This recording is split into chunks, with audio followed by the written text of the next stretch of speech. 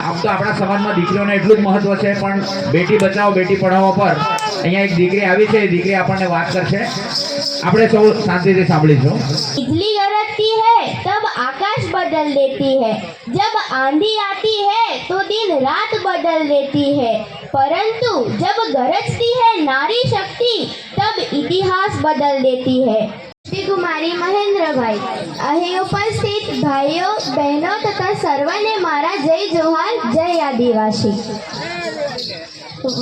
વાલીઓનું વહાલ ભર્યું રતન છે દીકરી, ઉછળતો વહાલનો દરિયો છે દીકરી।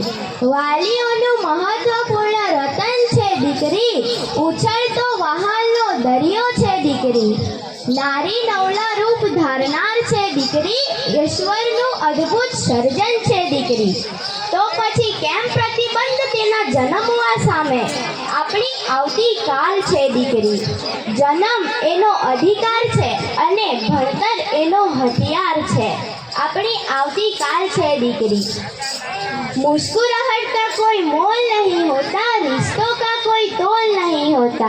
मुस्कुराहटों का कोई मोल नहीं होता, रिश्तों का कोई तोल नहीं होता। लोग तो जाते हैं हर मोड़ पर, लेकिन हर कोई आपकी बेटियों की तरह अनमोल नहीं होता। अपना समाजની ઘણી દીકરીઓને મારી વિનંતી છે કે જો કોઈ છોકરો તમને મોંઘા કપડાં લાવી આપે, મોંઘી ગાડીઓમાં ફરવા લઈ જાય, મોંઘી હોટલમાં જમવા લઈ જાય, તો શું 20 વર્ષ સુધી તમારું પાલન પોષણ કરતા તમારા માતા પિતાને શું તમે ભૂલી જશો?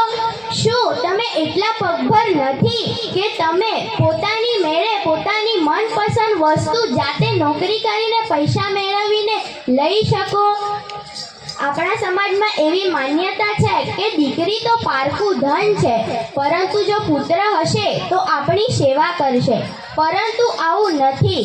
ઘણી દીકરીઓ તો લગ્ન પછી પણ પોતાની માતા પિતાની સેવા કરે છે, અને ઘણી દીકરીઓ તો લગ્ન પણ નથી કરતી અને પોતાની માતા પિતાની આજીવન માટે સેવા કરે છે।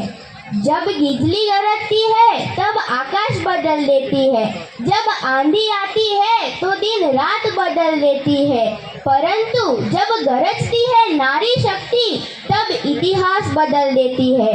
પિતાએ પુત્રી માટે કંઈ આપવું નથી, પણ પુત્રીએ પિતા માટે બધું જ આપી દેવું છે।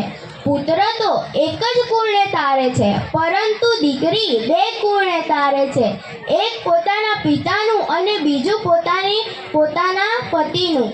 જો આપણે પુત્ર અને પુત્રીમાં ભેદભાવ રાખવો ન જોઈએ।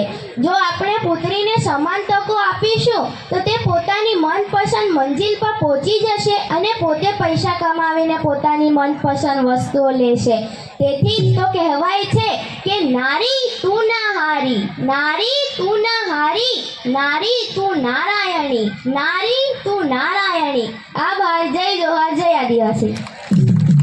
ખૂબ સરસ પ્રેરણા આપી। કહેવાય કે મહિલાઓ તો મહિલાઓ કરતાં સવાઈ છે, સિંહ પર સવારી એની ગવાહી છે, અને ખૂબ સરસ સંદેશો એ દીકરીએ આપ્યો। આપણા સમાજની દીકરીઓના શિક્ષણ માટે આપણે પ્રતિબદ્ધ બનીએ।